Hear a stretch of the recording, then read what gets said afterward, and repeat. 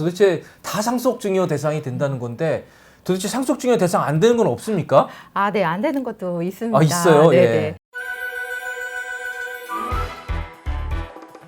네, 자식에게 뭐 아파트를 사준다, 현금을 준다, 이게 증여인 건 이제 확실히 알겠습니다. 그런데 좀 애매한 경우도 있어요. 예를 들어서 자녀한테 보험을 들어준다. 이게 과연 증여일까? 상속의 대상일까? 이런 것도 좀 헷갈리고요. 그리고 본인이 죽으면 배우자가 국민연금도 승계하게 되죠. 그럼 이것도 상속세를 내야 되나? 이런 것도 좀 헷갈립니다. 그래서 오늘 이런 문제에 대해서 미래에셋증권 이은하 세무사님하고 한번 알아보도록 하겠습니다. 안녕하세요. 안녕하세요. 제 옆자리 그 동료가 최근에 뭐 종신보험 막 검색하고 있더라고요. 네. 근데 수익자를 자기 아들로 하려고 그러는데 아들이 뭐 3살인가 그래요. 아, 네. 근데 이게 생활설계사들 얘기를 들어보면 상속세 안 내고도 뭐 상속해 줄 수 있는 방법이다 이렇게 안내를 한대요. 그거 맞아요? 아닙니다. 아니에요? 네. 아. 보험 같은 경우에는요, 계약자라는 이제 보험료를 불입하는 사람이 있고요. 네. 그리고 나중에 보험금을 타는 수익자가 있는데요. 네. 이 보험료를 낸 사람하고 보험금을 탄 사람이 다르면 상속이나 증여 문제가 발생을 합니다. 그렇게 발생을 네네. 하는군요. 예. 그러면 이게 보험도 뭐 상속증여 대상이라는 명확한 좀 법 규정이 있습니까? 네네, 있습니다. 지금 상속증여세법 제8조에 보면요. 네. 피상속인의 사망으로 인해 받는 생명보험 또는 손해보험의 보험금으로서 피상속인이 보험계약자인 보험계약에서 받는 것은 상속재산으로 보도록 명시되어 있습니다. 아, 그렇군요. 예. 예를 들어서 아버지가 피보험자로 되어 있고 네. 아버지가 계약자로 되어 있고요. 이제 자녀를 수익자로 해놨어요. 네. 그런데 아버지가 사망하면서 이제 피보험자가 사망했으니까 보험금이 수익자한테 지급이 네, 됐을 아들한테 텐데, 갔겠죠. 네네, 네. 그렇죠. 그랬을 때 이 계약자인 아버지의 돈이기 때문에 아버지가 돌아가시면서 받으면 상속이 되는 거죠. 그래서 상속재산에 들어간다라는 거고요. 예. 두 번째는 보험 계약자가 피상속인이 아닌 경우에도 피상속인이 실질적으로 보험료를 납부했을 때는 피상속인을 보험 계약자로 본다라는 내용인데 이건 뭐냐면 아버지가 이러면 이제 나중에 상속세 가세 될 것 같으니까 계약자도 그냥 애초에 아들로 해놓은 거예요. 네. 네. 아들이 계약자, 수익자도 아들, 그리고 피보험자는 본인으로 해놓은 거죠. 네. 그랬을 때도 나중에 상속이 일어났을 때 보니까 이 보험료를 납부하던 시점에 아들에게 소득이 없었다. 뭐 미성년자였다거나 소득이 없었다던가 해서 실질적으로 보험료를 납부한 건 아버지 계좌에서 뭐 자동이체가 됐다던가 네. 이런 증빙들이 다 있겠죠. 그랬을 때는 이것도 상속 재산으로 본다라는 의미입니다. 그렇군요. 한마디로 아버지 돈으로 든 보험을 아들이 탄다 그러면 그것도 원칙적으로 상속 재산이다 이렇게 그렇죠. 보는 네네. 규정이라고 볼 수 있습니다. 자, 그러면 이 보험도 증여 대상도 됩니까? 네.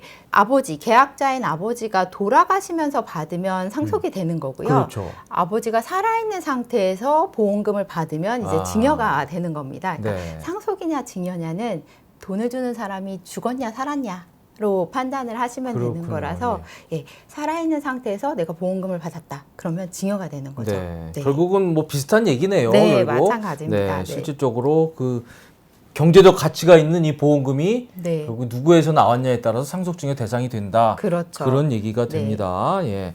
자, 그런데 이 보험이라는 게요, 조금 용어가 조금 헷갈리는데 그 부분을 다시 한번 정리를 좀 해주시죠. 네. 보험 계약자는 이제 보험을 계약하고 돈을 보험료를 불입하는 그렇죠. 사람이라고 네, 보시면 네. 되고요. 피보험자는 이 보험의 대상이 되는 사람인 그렇죠. 거죠. 그래서 이 피보험자가 뭐 사망하면 보험금을 준다던가 이 피보험자가 뭐 암에 걸린다거나 예, 뭐. 다치면 뭐 병에 걸리면 예, 이렇게 보험금을 주는 거죠. 네. 그래서 그리고 이 수익자는 보험금을 받는 사람인 사람이죠. 거죠. 네. 그래서 보험 자체에서는 피보험자가 사실은 중요하죠. 이 네. 피보험자가 어떤지가 중요한데 세법에서는 피보험자는 중요하지 않습니다. 돈을 낸 사람, 계약자랑 돈을 받는 사람, 수익자. 이게 누군지가 중요합니다. 그래서 그렇군요. 이 둘이 같으면 아무 문제가 없지만 이 둘이 다르다. 돈은 A가 냈는데 받는 사람은 B다. 그러면 이때 문제가 생기는 거죠. 네. 자, 그래서 저 그림을 보면 아주 명쾌하게 정리가 될 겁니다. 네, 그렇습니다. 계약자랑 수익자가 다르다. 그런데 이 계약자가 사망을 했다. 음. 그러면 상속으로 과세가 되는 거고요. 그렇죠. 계약자와 수익자가 같으면 이거는 그냥 내가 돈 내고 내가 보험금 받는 거니까 그럼요. 아무 문제가 없습니다. 네, 네. 네. 그래서 보험 계약자와 수익자가 동일인일 때는 상속이나 증여 문제가 전혀 발생하지 않는데요. 그렇죠. 네, 계약자와 수익자가 다를 경우에는 음. 이 계약자, 돈을 낸 사람이 살아있으면 증여가 되는 거고요. 돌아가시면서 받게 되면 상속이 되는 겁니다. 예, 그렇군요. 그런데 이게 보험에 따라서는요, 뭐 어린이 보험 뭐 이런 것도 있잖아요. 네네. 뭐 근데 그런 거는 뭐 부모님이 찾아서 학비로 쓴다 이러면 그거는 그거는 증여세 네. 과세 대상이 예. 아닙니다. 뭐 좀 상식적으로 봐야 될 것 같고요. 네. 그리고 한때 이 생활 설계사들이 많이 그 상속세 없는 것으로 얘기했던 종신보험은 네, 원칙적으로 과세가 예, 되는 그거는 거죠. 상속세 대상이 네, 된다. 분명히 기억을 해두시면 될 것 같습니다. 예, 저게 작년에 국세청에서 보도자료로 낸 사례 중에 하나인데요. 저거는 보험으로 편법 증여가 적발이 된 거네요. 네네, 그렇죠. 이거는 이제 20대인 A씨가 네. 18억 상당의 아파트를 일단은 매수를 하면서 네. 자금 조달을 어디서 했냐라고 했더니 내가 9억 원 저축성 보험 계약 해지금으로 자금을 조달했다라고 한 거죠.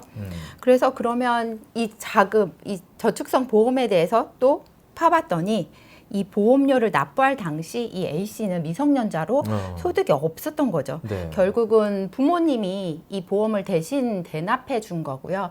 이거는 증여다라고 해서 증여세를 과세한 사례입니다. 예, 그렇군요. 이게 보험이 보면 되게 장기 상품이라 되게 그렇죠. 오래 몰입하고 오래 네, 기다리는 경우가 맞아요. 많잖아요. 그래서 어렸을 때 들어주고 나중에 뭐 타면 큰 문제가 없겠다 싶지만 네. 이렇게 이제 자금 출처 조사를 하면은 또 문제가 될 걸리게 수도 되는 거죠. 있다 이런 얘기네요. 네, 네. 예. 자, 그런데 이게 요즘에 부모님의 재산을 신탁회사에 맡겨두는 경우도 있어요. 네. 이런 것도 그러면 뭐 상속 증여 대상인가요? 네, 신탁에 맡겨놓은 것도 사실 그냥 씌워놓은 거에 불과하고 네, 네. 실질은 부모님의 자산이기 때문에 음. 상속이 되면 그 신탁재산도 상속재산으로 포함해서 상속세를 과세를 합니다. 예.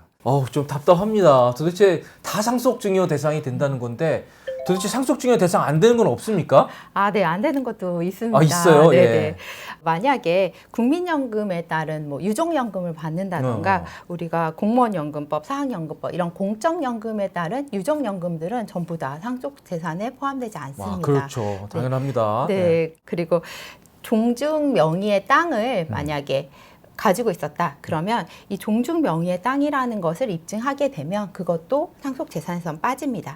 망자 명의로 돼 있어도요. 네, 차명이기 때문에 아. 실제로는 자기 땅이 아니라 종중 소유의 땅이기 때문에 네. 그런 것들은 입증을 해서 상속재산에서 뺄 수가 있습니다. 네. 산업재해보상법에 따라 지급되는 유족보상연금이나 뭐 유족보상 일시금도 상속재산에서 제외됩니다. 아, 그렇군요. 네. 자, 저희는 지금까지 이 보험에 관한 상속 증여 문제에 대해서 알아봤습니다. 지금까지 도움이 되셨다면 구독, 좋아요 꼭 부탁드리겠습니다. 감사합니다.